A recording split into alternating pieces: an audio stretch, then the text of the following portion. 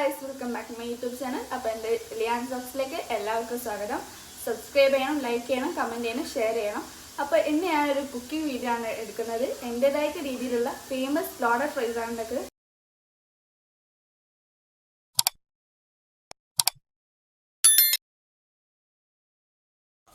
അങ്ങനെ ഗൈസ്, നമ്മൾ ലോഡഡ് ഫ്രൈസിനായിട്ടുള്ള ഉരുളക്കിഴങ്ങ് വേണം.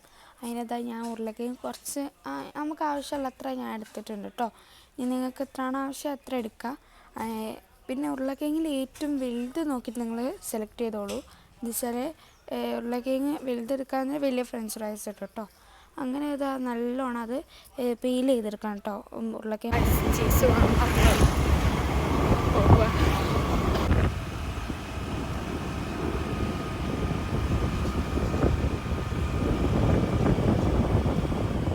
അങ്ങനെ ഗൈസ് ലാസ്റ്റ് നമുക്ക് ചീസ് കിട്ടിയിട്ടുണ്ട് കേട്ടോ. 5 സ്ലൈസേ ഉള്ളൂ കേട്ടോ.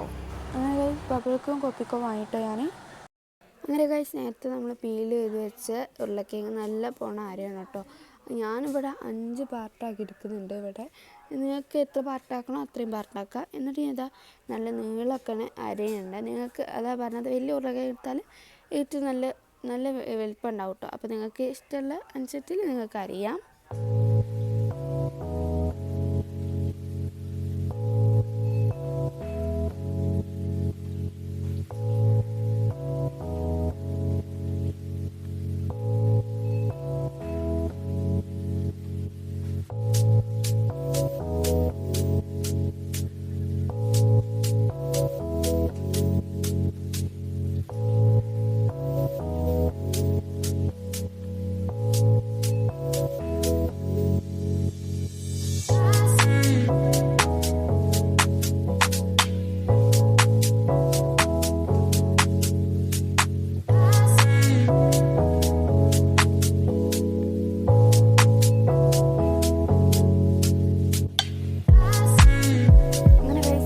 നമ്മൾ അരിഞ്ഞ് വെച്ച ഉരുളക്കിഴങ്ങ് നല്ല പോണ തണുത്ത വെള്ളത്തിലിട്ടിട്ട് കോൺഫ്ലവറും വിനാഗറും കൂടി ഇട്ടിട്ട് നല്ലോണം മിക്സ് ചെയ്ത് വെക്കണേ.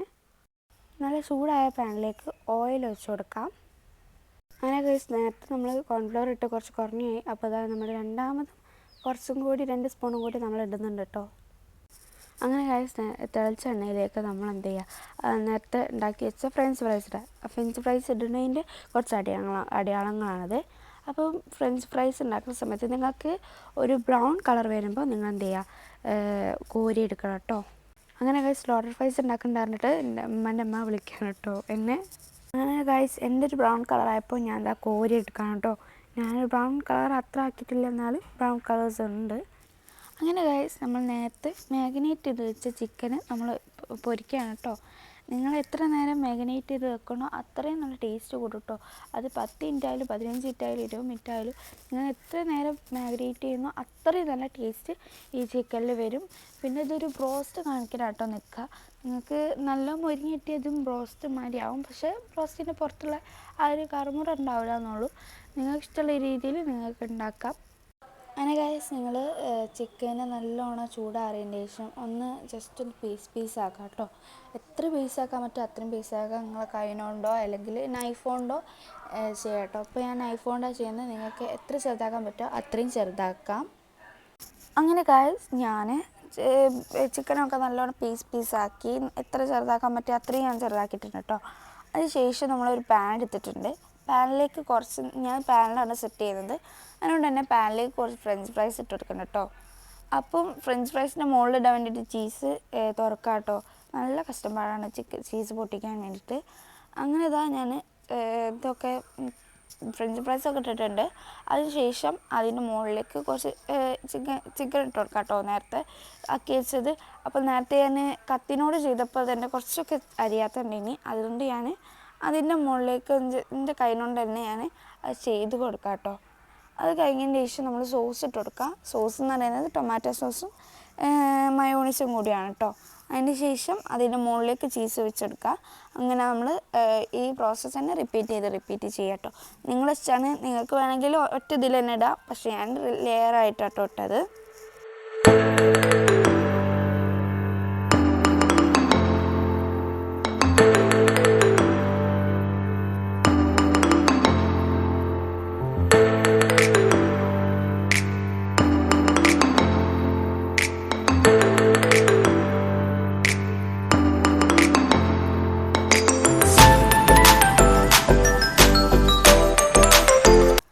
ഗൈസ് ലാസ്റ്റായിട്ട് ഞാൻ 2 ചീസും കൂടി വെച്ച് കൊടുക്കുന്നുണ്ട്.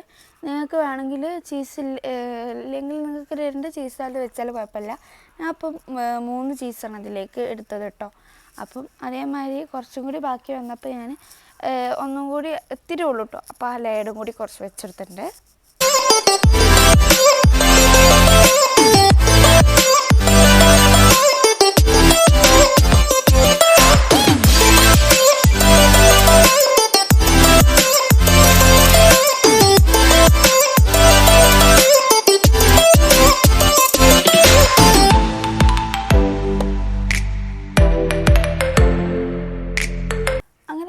ലാസ്റ്റ് എല്ലാം കഴിഞ്ഞതിന് ശേഷം ടോപ്പിങ്ങിലായിട്ട് കുറച്ച് മയോണീസ് ഇട്ട് കൊടുക്കുക കേട്ടോ. നിങ്ങൾക്കിത് വേണ്ടെങ്കിൽ കുറച്ചിട്ട് കൊടുക്കുക.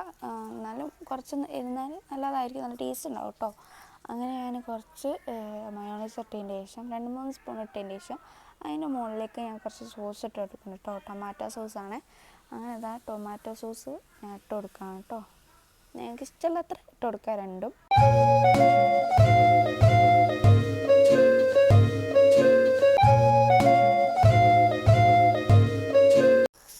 സെറ്റ് ചെയ്തതിന് ശേഷം ലോ ഫ്ലെയിമിൽ നിങ്ങൾ വെക്കണം കേട്ടോ.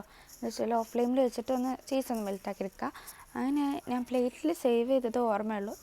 ഇങ്ങനെയാണ് കേട്ടോ. ലാസ്റ്റ് എല്ലാവർക്കും തേങ്ങയില്ല, നിങ്ങൾ കുറച്ചും കൂടി കൂടുതൽ ഉണ്ടാക്കി അടിപൊളിയായിരിക്കും കേട്ടോ. അങ്ങനെ ഗൈസ് നമ്മൾ ലോഡർ ഫ്രൈസ് ഒക്കെ ഉണ്ടാക്കി അടിപൊളിയാണ് കേട്ടോ. എൻ്റെ ഒരു നോർമൽ ലോഡർ ഫ്രൈസ് ചെയ്യുന്നത്. അപ്പം എല്ലാവരും സബ്സ്ക്രൈബ് ചെയ്യാൻ മറക്കരുത്. അപ്പോൾ അടുത്ത വീഡിയോ കാണാം. Bye bye.